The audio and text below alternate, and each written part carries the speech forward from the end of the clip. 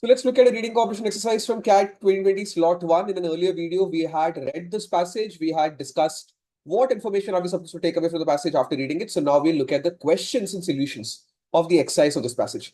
This was a passage on anarchy. So let's go through the passage. Let's understand how to solve each of these questions. And let's also get a sense of understanding of its levels of difficulties. First question says, which one of the following best expresses the similarity between American individualist anarchists and free market liberals, as well as the difference between the former and the latter? This is given in the last paragraph. And it talks about how individualists, both capitalists as well as individualist anarchists, believe in the autonomy of the individual to own property. And the difference is that one believes in capitalism, the other doesn't. Right? Free market liberalisms or liberalists believe in capitalism, but American individualist anarchists, they do not. So if we look at the options, this question becomes really simple to answer, because if I start from option A says both reject the regulatory power of the state. Anarchists do, but it doesn't tell us in the passage whether free market liberals reject it or not. So that in itself makes this option a bit iffy. Then it says, but the former favor a people state. Yes, they do.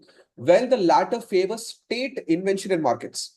Now, if state is intervening in markets, that's the opposite of the phrase free market. Market is not free then. And that would make option A absolutely incorrect. Similarly, if I look at D says both are founded on the moral principles of altruism. Altruism means doing good for others. Never mentioned in the passage about either. That's why D is not the correct answer. Answer is either B or C. If you look at C says both are sophisticated arguments for capitalism. Maybe free market liberals are, but anarchists absolutely are not an argument for capitalism. In fact, the passage tells us clearly that it is somewhere in the spectrum between communism and socialism, not about capitalism, but also C is not the correct answer. So B is an obvious answer. Remaining options are very easily eliminatable. Plus B is given inside the passage directly. That both prioritize individual autonomy. That's what the last paragraph talks about. But the former also emphasizes mutual dependence, while the latter does not do so. Right. Coming to question number 2. 2 is a weird question, not a very easy question. Question says the author makes all of the following arguments in the passage except. So which of these is not an argument made in the passage? So if I go to the options, two options can be eliminated very easily, definitely inside the passage. One is A. A says individualist anarchism is actually constituted of many streams, which is given in the first sentence of the last paragraph, all of which focus on the autonomy of the individual. D says the failure of French Revolution was because of its betrayal by the new class of politicians emerging from it. This is also given in the passage, where the passage talks about the French Revolution. That's why D can be eliminated as well. Now, B and C can be very confusing, and in my opinion, this is one kind of a question where good arguments can be made for both B and C. Solution gives B as the answer, and I can understand that because mistrust of collectivism being a trait of society in general has not been talked about in the passage. Plus, C also looks like the correct answer because, number one, it says all states apply violence and terror to maintain their control. If I go back to the passage does say that here, the outcome, the last line of the slide, for anarchists, the state itself is the enemy. And they've applied the same interpretation to the outcome of every revolution of 19th and 20th century. This is not merely because every state. So see, this says every state.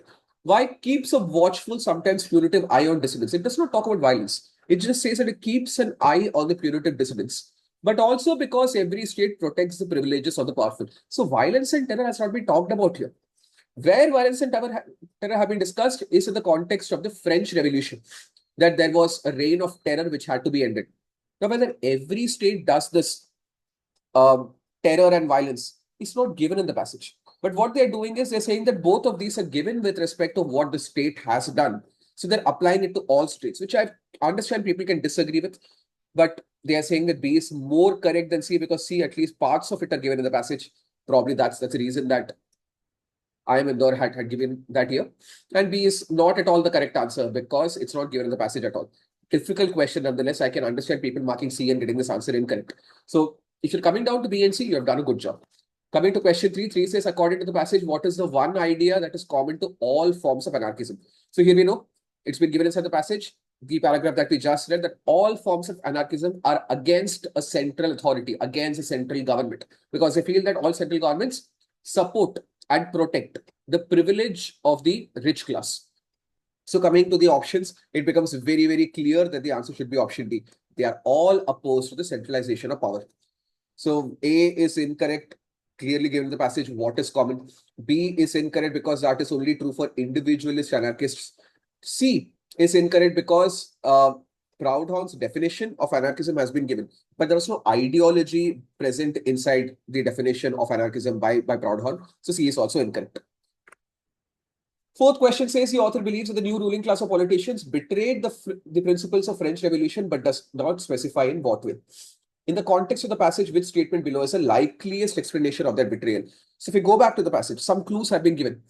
And the clue has been given here in the second paragraph that with the reign of terror and the emergence of a newly rich ruling class, one thing is that it's a rich ruling caste, but with a new adored Emperor Napoleon Bonaparte strutting through his conquered territory. So these are the people who betrayed the anarchists. And how do they betray them? They were inevitably betrayed. It's been given in the next paragraph that they were inevitably betrayed by the new class of politicians whose first priority was to re-establish a centralized state of power.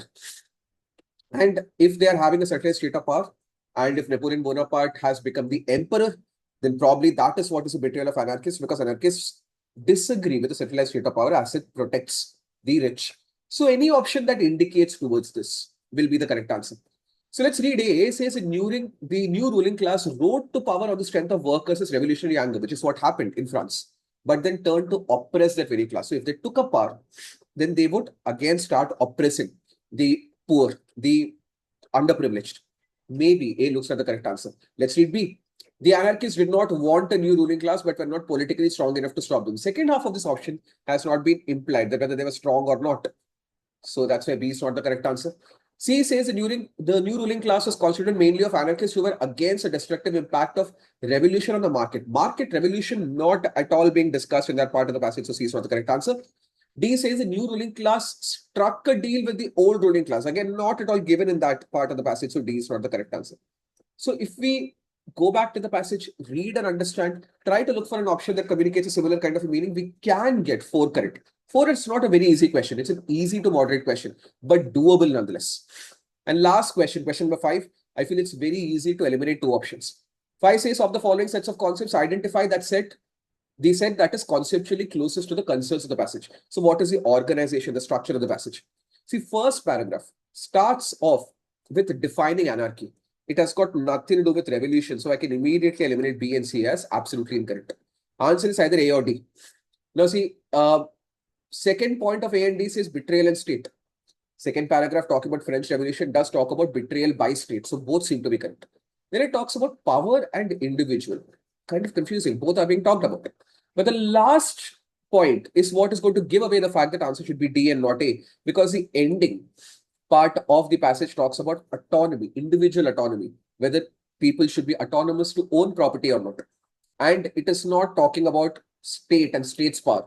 And that's why D is the correct answer and A is not. So by elimination and comparison of the last 2 options, you can figure out that in 5, the correct answer is option D. I believe of the 5 questions of this exercise, I can understand people getting question number 2 wrong. But I think really good like people who are very strong with respect to grading comprehension can get 4 out of 5 correct. I would be happy and satisfied even if someone gets 3 out of 5 correct. I can understand the questions are not very easy, but I think 3 out of 5 being correct is a very realistic possibility as far as this particular exercise is concerned. So that is my verdict on this exercise. Thank you.